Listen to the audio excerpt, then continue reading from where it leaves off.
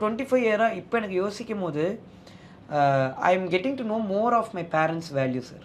ஆக்சுவலாக சொல்லும்போது how much they have faced in their லைஃப்ன்றது தெரியுது, எவ்வளோ ரெஸ்பான்சிபிலிட்டி நமக்கு இப்போ வருதுன்றதும் தெரியுது, and how responsible we are to the சொசைட்டின்றதும் எனக்கு ரொம்ப தோணுது சார், டு பி ஆனஸ்ட். ஏன்னா நம்ம பண்ணுற சில ஆக்ஷன்ஸ் என் ஃப்ரெண்ட்ஸ் இன்ஃப்ளூயன்ஸ் பண்ணுது சார். அப்போ இது உதாரணத்துக்கு இப்போ நான் ஃபார் எக்ஸாம்பிள் வந்து நான் இப்போ கான்ஃபிடென்ட்டாக இந்த எடுக்கிற டிசிஷன் சார், என் ஃப்ரெண்டு அவங்க அம்மா அப்பா கிட்ட நான் ஒன்று பண்ணுறேன், நான் நம்புங்க, நான் பண்ணிட்டு வரேன்னு. அதாவது நீங்கள் டைரக்ட் பண்ணுற விஷயம்.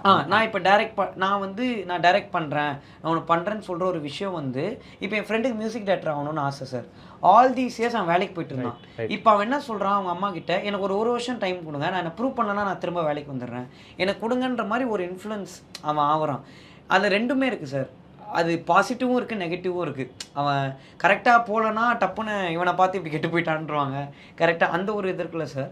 ஸோ எனக்கு இப்போ என்னென்னா mainly family responsibility sir, first thing that is running in my mind.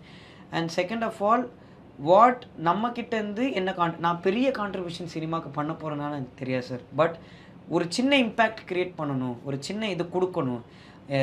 இந்த பர்டிகுலர் டைமில் he did something for the இண்டஸ்ட்ரின்ற பேர் இருக்கணுன்றது எனக்கு ஆசை சார். சம்வேர் ஏதோ ஒரு வகையில் அது இருக்கணுன்றது. மில்கி மிஸ்ட் கௌகி, டேஸ்ட் தி பெஸ்ட்.